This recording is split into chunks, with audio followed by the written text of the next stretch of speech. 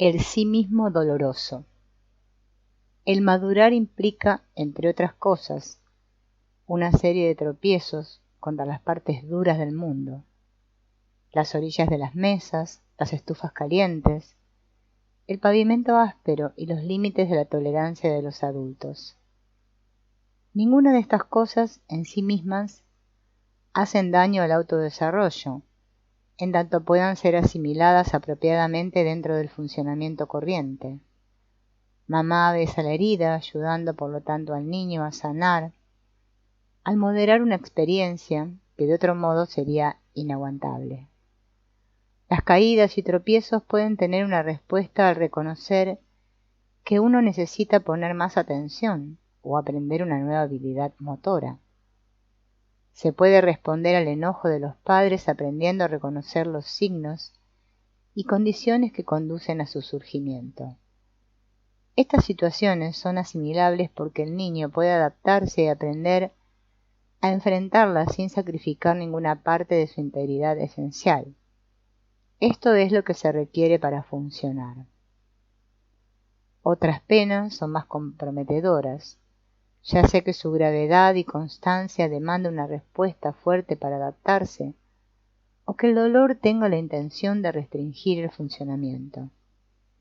Los ejemplos más obvios son casos de abuso físico, palizas graves, castigos humillantes, amenazas constantes de daño físico y manipulación e intrusión en el cuerpo de uno por parte de otros. Un paciente rara vez era golpeado, pero era amenazado en forma constante, y así, con su postura, llegó a asumir la actitud de alguien listo para esquivar un golpe. Una mujer sufrió repetidas golpizas de su padre y solo podía enfrentarse al dolor disociándose de su cuerpo. Otros han sido obligados a estar de pie por horas interminables en un rincón, hasta que sus piernas ya no pudieron soportarlo, o fueron encerrados en armarios oscuros, donde soportaron la pena emocional de la soledad y el terror. El dolor menos grave, pero humillante e incómodo, de la intrusión corporal es similar.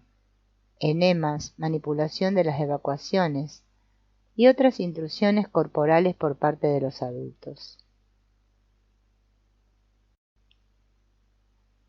En todas estas situaciones de insoportable y constante dolor o amenaza de dolor, podemos ver cómo el aspecto dañado del sí mismo es de naturaleza somática. El niño responde a tales lesiones contrayéndose y apartándose de la superficie de contacto de la piel y los músculos. Con el daño repetido, el niño se contrae aún más, alejándose de la fuente del dolor, separando el sentido de sí mismo de su cuerpo, enajenando la localización del dolor para ayudar a reducir el daño. El resultado, visto tan a menudo en personas que vienen al trabajo orientado al cuerpo, es desgarrador. Con desesperación buscan el amor y la relación, pero están tan separados de su superficie corporal que no pueden tender el puente sobre el abismo entre su sí mismo, tan profundamente retraído hacia su núcleo corporal, y el otro, con quien desean relacionarse porque el medio de relación, el cuerpo, ya no es identificado como sí mismo.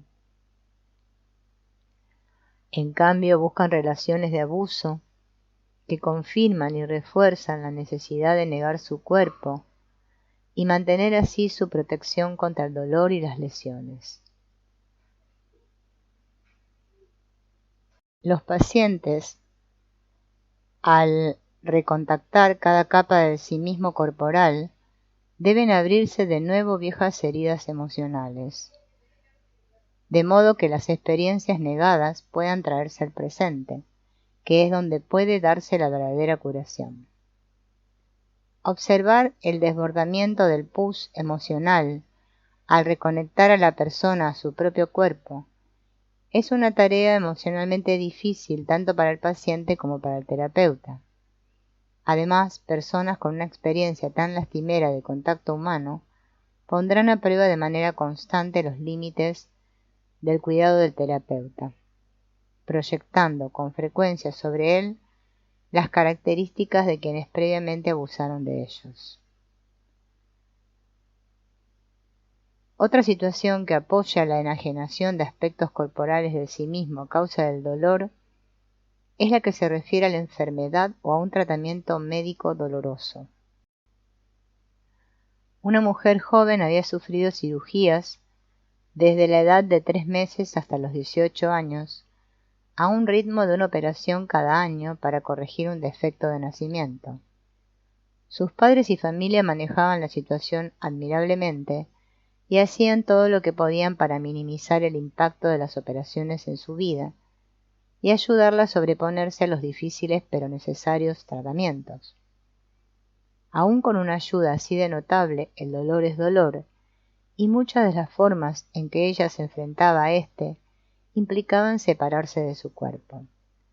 Al reconectarla a su cuerpo, comenzó a reconocer en qué forma la negación de su cuerpo disminuía su vida afectiva y cómo su posición de puedo soportar cualquier cosa le evitaba sentir y actuar para satisfacer sus necesidades de comodidad y apoyo. Nuestra sexualidad, como otros aspectos de nuestro sí mismo corporal, puede ser un aspecto integrado de nuestro funcionamiento o estar negado. Si la naturaleza sexual es negada o distorsionada, entonces el contacto con el cuerpo de uno, en particular las zonas erógenas, y también el hecho de nuestro propio ser físico en sí, se niega o distorsiona y se enajenan como en sí mismo. Freud señaló el importante efecto de la seducción emocional de los padres sobre la sexualidad en sus descripciones de los complejos de Edipo y Electra. Más tarde, Reich abundó sobre esto en sus comentarios sobre los efectos de las censuras morales de la sociedad sobre el desarrollo psicosexual y sobre el carácter. La seducción emocional implícitamente sexual entre uno de los padres y el niño y la condenación moral de las urgencias sexuales naturales crea temor, repugnancia y ansiedad acerca del propio ser corporal. Bajo tales condiciones, el sí mismo sexual pronto es negado como el cuerpo, ya no yo, sino más bien él, un objeto. ¿Cómo puede algo que es sucio o repugnante, en el caso de las censuras morales sobre la sexualidad, o que despierta temor al rechazo o a la castración, en el caso de la seducción padre-hijo, ser parte de mí mismo?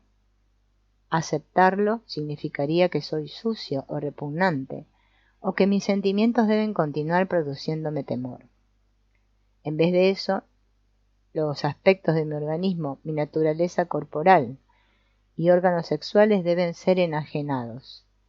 Ahora es mi cuerpo, no yo, el que tiene urgencias sexuales o mi pareja con quien debo cumplir mi deber, cuando mi propia naturaleza está sometida por ser irrelevante o inexistente. Aún más devastador es el efecto del incesto y el abuso sexual.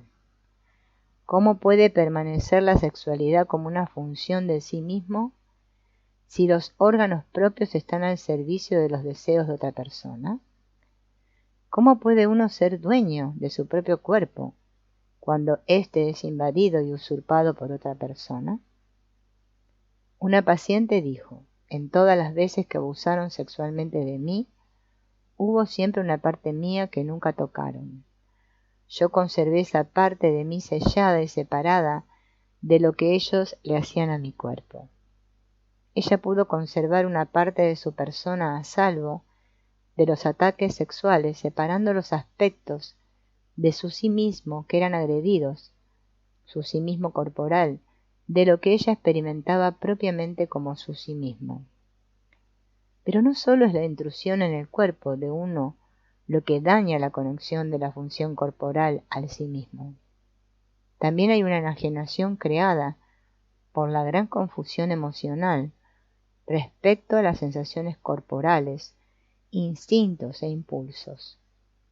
Cualquiera de los padres que esté confundido respecto a los sentimientos y actos de amor y nutrición versus los sentimientos y actos de sexualidad, crea la misma confusión en el niño.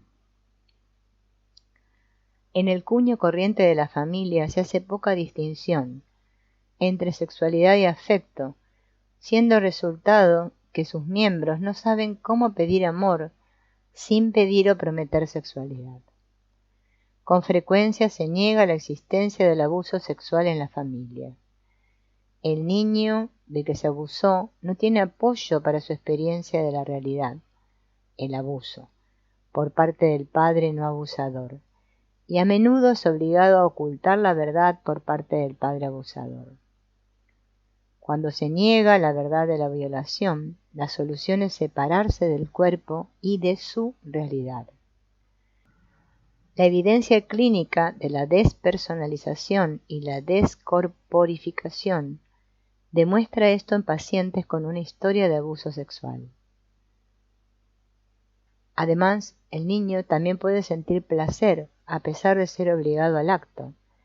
Esto podría ser un verdadero deleite en el caso de niños mayores, o el placer de hacer que papi se sienta mejor. Esto coloca al niño en un conflicto aún mayor, ya que habiendo sentido placer puede en realidad sentirse responsable de lo que ocurrió y tener gran dificultad para reconocer que también hubo odio y temor.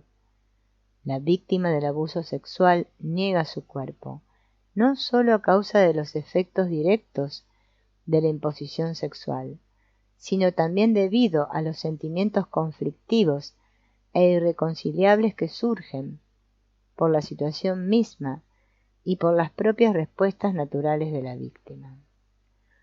Reconciliar la propia ira por ser violado con el amor de uno por el padre abusivo, el placer de la sexualidad con el dolor de la violación, la impotencia de la imposición con el poder sobre las necesidades del padre, el valor de sí mismo derivado de la alianza con el padre y el desprecio por sí mismo derivado de la sumisión a él, lo fuerza a uno a la negación y rechazo del cuerpo en el cual ocurren estos hechos.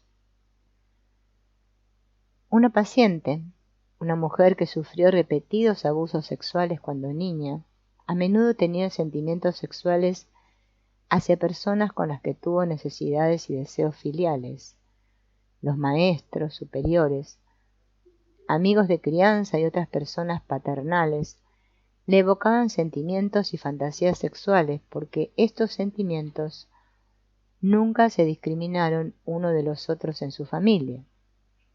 Como tales sentimientos siempre implicaban la violación de su cuerpo y una imagen de sí misma como sucia y mala, ella aprendió a separarse de su cuerpo, de modo que no tuviera que experimentar su cinismo sexual. También engordó, de modo que fuera menos probable que los demás le respondieran de una manera sexual. A veces estos sentimientos eran lo bastante fuertes para abrirse paso de todos modos, y como estaban negados y por lo tanto eran extraños y aterrorizantes, ella trataba de enfrentarlos volviéndose psicótica. Se separó no solo de su cuerpo, sino de la realidad que le evocaban sus sentimientos. La desposesión del propio cuerpo tiene un rango que va desde el leve distanciamiento de la identidad de uno respecto a sentimientos corporales específicos hasta una negación más grave y penetrante, caracterizada por el conflicto acerca de muchos sentimientos y acciones corporales, despersonalización y distorsión más grave y finalmente a la descorporificación psicótica. El grado en el cual se enajena el proceso corporal tiene una importante relación con la gravedad de la patología y con el grado de contacto con la realidad. Mientras más funciones de contacto estén negadas, menor será el rango de conducta disponible para la acción dentro del entorno. El yo se vuelve más rígido y constreñido, con menos áreas de operación legítima, ya que más capacidades del sí mismo sentimientos y acciones, se consideran ajenas y por tanto inútiles. En el extremo de la negación encontramos la descorporificación vista con frecuencia en la psicosis, donde la persona se ha separado casi por completo de las sensaciones del cuerpo y vive en la fantasía. Un poco menos graves son los estados donde la percepción del cuerpo está distorsionada o a distancia, como en la despersonalización. Esto se ve en la anorexia nerviosa, donde hay una grave distorsión de la percepción del cuerpo, en la crisis neurótica, donde el sentimiento corporal existe, pero es experimentado en una forma de separación, y en los trastornos límite, donde trozos significativos del sí mismo corporal se han perdido de la conciencia, creando así un sentido de fragmentación y dando lugar a crisis periódicas cuando la persona lucha por la unidad. El neurótico tiene más capacidad para el contacto con el sí mismo corporal, pero tiene un conflicto significativo respecto a sentimientos y acciones particulares. La negación de estos procesos corporales particulares resulta en depresión cuando son fuertemente evitados del contacto, en ansiedad ante la amenaza de que ocurran dichas funciones de contacto, y en síntomas psicosomáticos cuando llegan a una expresión parcial pero distorsionada. Sin embargo, en las crisis el neurótico debe recurrir a medios más severos para enfrentarse a estas funciones de contacto y puede despersonalizarse temporalmente. Cuando está bajo estrés, el neurótico aparece normal en cuanto a que las necesidades, sentimientos y acciones que son problemáticas no están siendo evocadas. La persona está bajo control. A medio camino entre el normal y el neurótico está el modal, o grado más común de identificación corporal. Se vive la experiencia del cuerpo, pero con frecuencia no en toda su plenitud como yo. Vemos esto en la forma que muchas personas tratan al cuerpo como si fuera una máquina, ejercitándolo, mimándolo, haciéndolo correr, castigándolo con trabajo. Como si fuera esto y no yo. La negación es sutil y con frecuencia general en su forma. El tipo modal está levemente distanciado de su experiencia corporal y así ha apagado un poco todo sentimiento y experiencia. La persona normal experimenta algo de negación de la experiencia corporal, pero en un grado menor, y más del sí mismo está disponible en la conciencia. La experiencia y conducta somática importantes pueden identificarse plenamente como sí mismo, y hay posibilidades de aceptar aspectos del sí mismo corporal que han sido negados como una función de ajustes creativos previos.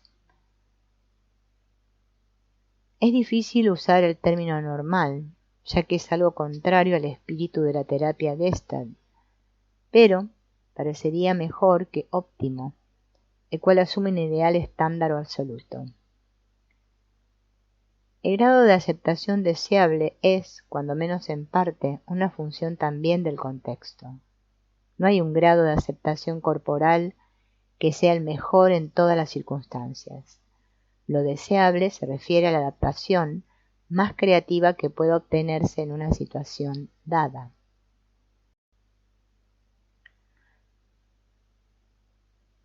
En el extremo izquierdo está el materialismo somático, una situación con la que nos hemos encontrado con personas que han llegado a concentrarse tanto sobre su realidad física que ignoran otros aspectos de su ser. El sí mismo solo es un sí mismo corporal que no incluye otros aspectos, como un sí mismo cognoscitivo o imaginativo o espiritual. Este es un caso en el que el cuerpo se vuelve una figura fija, desplazando todo lo demás de la conciencia. Los devotos fanáticos de las terapias corporales pueden ser víctimas de esta posición. Metafóricamente podemos considerar que el sí mismo está constituido tanto de tierra, el yo, como de agua, aspectos negados del sí mismo. El funcionamiento saludable requiere que la proporción de tierra y agua esté equilibrada y que sea posible obtener nutrimento de mar, es decir, tener alguna posibilidad de comunicación con aspectos menos familiares de sí mismo. Los problemas de vivir han erosionado a algunas personas a tal grado que mucho de lo que era tierra se ha vuelto agua. Estas personas son como islas a las que queda poco que puedan aceptar como yo. Con frecuencia, la posibilidad de tener trato con el mar o aún reconocer que el agua existe es tan aterrador, es preferible volver la mirada de uno hacia adentro y fingir que después de todo no se está en una isla. Cuando el cuerpo de uno, al igual que mucho de la propia capacidad cognitiva e imaginativa, se ha convertido en agua desconocida y prohibida, ¿a dónde más puede ir uno sino a la fantasía? Menos extremo en el continuo, el intercambio entre los aspectos negados y aceptados de sí mismo toman la forma de síntomas, con frecuencia de naturaleza somática.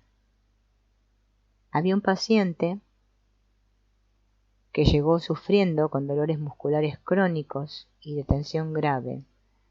A pesar de no existir enfermedad orgánica, su postura estaba más distorsionada que la de cualquier otra persona.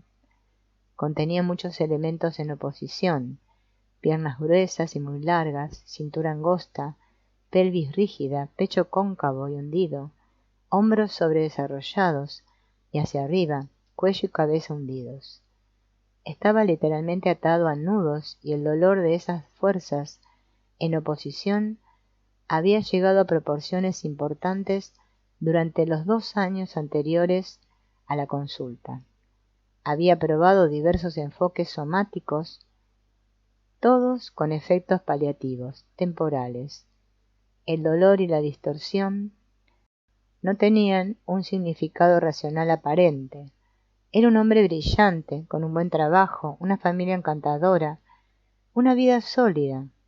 Había veces en las que no le gustaba su trabajo, pero ¿no le pasa eso a cualquiera?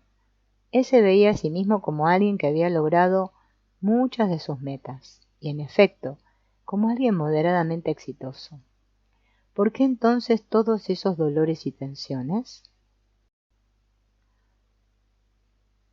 Al comenzar el trabajo corporal, en contacto con su cuerpo, él tenía poca conciencia de éste, a excepción del dolor y la incomodidad, y no tenía noción de sus sentimientos o sus necesidades. Así que el trabajo se enfocó en aumentar la conciencia de su proceso corporal más allá del dolor y la tensión.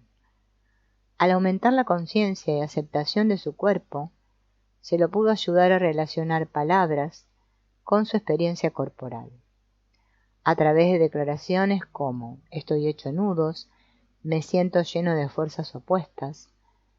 Así él comenzó a abrigar la noción de que había más partes de sí mismo en la superficie de las que él tenía conciencia, y que su cuerpo tenía algo que decirle sobre esas partes. Poco a poco fue descubriendo una sensación muy diferente. Pudo relajar su pecho, abrir su respiración y ponerse en contacto con un sentido de vacío. Pero este corazón necesitado entraba en conflicto con la imagen de su matrimonio feliz. El trabajo con su espalda y sus piernas reveló movimientos claramente agresivos: patear, empujar, derribar. Sin embargo, tenía que contener estos movimientos porque él nunca podría ser así. Al comenzar a fluir la energía a través de sus brazos y conectarse a su corazón, se hizo consciente de una gran necesidad de dar a los demás y de tocarlos con cariño. No obstante, él tenía que controlar este impulso porque su familia no podría aceptarlo. Además, no sentía que fuera digno o que gustara a los demás lo suficiente para tener algo deseable para dar. Cada síntoma corporal era la expresión, a través del movimiento y el sentimiento, de un aspecto no reconocido de su ser, así como su resistencia a esa expresión a causa de este conflicto con su situación de vida y definición de sí mismo. Al relacionar este cuadro que surgía con su situación de vida, se hicieron visibles diversas cosas. Él era con frecuencia pasivo y retraído, y tenía gran dificultad para decir no. El resultado era que aceptaba trabajos que en realidad no le correspondían y tenía que sofocar su enojo. En forma similar no era confrontativo en su relación con su esposa, lo que resultaba en una apariencia de calma doméstica detrás de la cual hervía un almacén de resentimientos. Sentía que su relación con ella era seca, con poca pasión o afecto, y temía establecer contacto con ella por miedo a que rechazara sus ofrecimientos. Tenía poco sentido de su capacidad para vivir. La fuerza de sus manos al tocar, la calidez de su corazón, la humanidad que expresaban sus ojos y la fuerza de su musculatura para el enojo y de su pelvis para la sexualidad. Sin el arraigo físico de estas capacidades en su cuerpo, no tenía apoyo, y así temía probar nuevas cosas y presionar sus propios límites y los de sus relaciones con los demás. Con el tiempo, comenzó a permitirse más expresión, a través de su movimiento corporal y su lenguaje, de su agresión y fuerza, de sus profundos sentimientos de tristeza, de su necesidad de tratar de establecer contacto con los demás, de su deseo sexual largamente negado. A partir de esto, él pudo comenzar a reaceptar estos aspectos negados de su ser. Recuperar esas partes trajo nuevas capacidades y un sentido más pleno de sí mismo. Pero también exigió que confrontara alternativas dolorosas y asumiera riesgos difíciles y temibles, riesgos que amenazaban el status quo de su vida. Recuperar lo que él había negado no hizo su vida necesariamente más fácil, aunque estaba menos tenso y con menos dolor, pero sí hizo su vida más plena en el rango de sus sentimientos, incluyendo los dolorosos. Ya no necesitaba estar impotentemente atascado entre fuerzas que no conocía o que no sabía cómo expresar. Como dicen Peirce y sus colaboradores, pero cuando crece el sí mismo arriesga con sufrimiento si ha evitado mucho tiempo este riesgo, y por lo tanto debe destruir muchos prejuicios, introyecciones, ataduras al pasado, seguridad, planes y ambiciones. Lo arriesga con excitación si puede aceptar vivir en el presente.